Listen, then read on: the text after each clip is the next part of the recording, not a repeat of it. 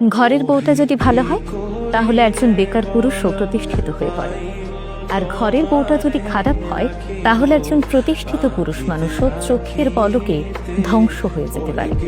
হ্যাঁ, ছেলেদের জন্য বউটা আসলেই ম্যাটার করে।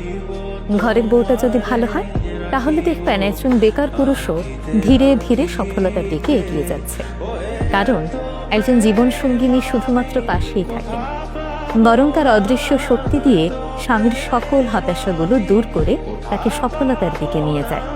স্বামীকে ধৈর্য দেয়, সাহস যোগায়, তার খারাপ সময়গুলোতে ধৈর্য ধরে তার পাশে থেকে সেই সময় মোকাবেলায় সাহায্য করে।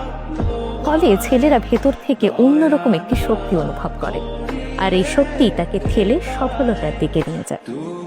অপরদিকে ঘরের বউটি যদি চরিত্রের দিক থেকে খারাপ হয়, নেতিবাচক মনোভাবের হয়, তাহলে একজন প্রতিষ্ঠিত পুরুষও ভেতর থেকে ভেঙে পড়ে। প্রতিনিয়ত সন্দেহ, অবিশ্বাস, হতাশা এই জিনিসগুলো তাকে ভেতর থেকে দুর্বল করে দেয়। ফলে তিনি ধীরে ধীরে তার কর্মস্পৃহা হারিয়ে ফেলেন এবং জীবনযুদ্ধে অনেকটাই পিছিয়ে পড়েন। তাই ছেলেদের জীবনে স্ত্রী আসলেই ম্যাটার করে, কারণ স্ত্রী শুধু একজন সঙ্গীই নন, তার চলার পথে সাহসের উৎস কিংবা ধ্বংসের কারণ। একটি সম্পর্কের সৌন্দর্য তখনই ফুটে ওঠে যখন একজন আরেকজনের শক্তি হন। তাই বিয়ে শুধুমাত্র সামাজিক দায়িত্ব নয়, বিয়ে জীবনের সবচেয়ে গুরুত্বপূর্ণ সিদ্ধান্ত। তাই এমন একজনের হাতেই নিজের ভবিষ্যৎ তুলে দেবেন যাকে আপনি বিশ্বাস করতে পারেন।